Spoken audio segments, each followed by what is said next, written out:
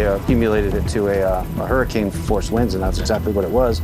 Without the humidity and the rain, we had embers and fire instead. I've been on a lot of wildfires in this area and around the county, and this is by far the most severe. It's definitely the most extreme conditions I've ever flown in. By far in my career, the worst conditions that I've seen.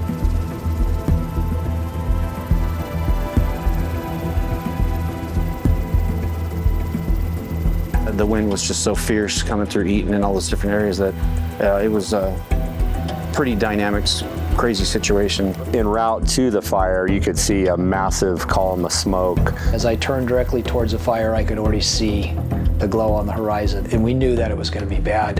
Copter 76, Helco on the Palisades fire. The initial report of the fire was in Los Angeles City. They started a first alarm brush assignment, and we were added shortly thereafter. We were getting downdrafts that were in excess of 1,000 feet per minute. I think at one point they had over 20 plus helicopters on the Palisades fire at one time they were briefing, which has got to be an all-time record. We fly our aircraft with CAL FIRE single pilot, so the pilot's on the right side, the front seat captain. So we say we're single pilot, but we have another person up front, and they're very highly trained. We've got 24-hour night operations, which means when we're flying multiple helicopters, they all need to be coordinated. So at night, this is our air traffic controller helicopter. I can talk to the ground, I can talk to a control center, and I can talk to other aircraft on multiple different frequencies. There's a lot of communications going on between everybody up here. You can see up on our windscreens, we'll write out different frequencies we're operating on, different tail numbers of the aircraft assigned with us, contacts on the ground, their call signs, where we're working on the fire. The initial attack environment is a lot more hectic and dynamic.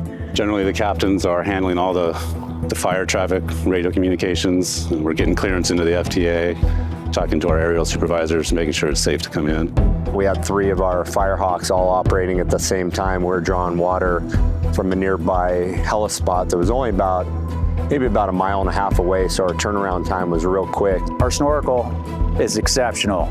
We're pumping 3,800 gallons per minute, which means we're in and out of the dip really quick. And you can see we just came back from a retardant mission, so our snorkel is covered in retardant still. Past the tank, make our way forward in the aircraft.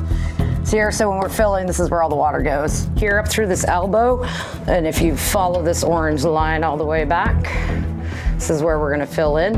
If you look down below, down underneath, you can see the plenum. So that's where our water is actually gonna drop from during our water drops.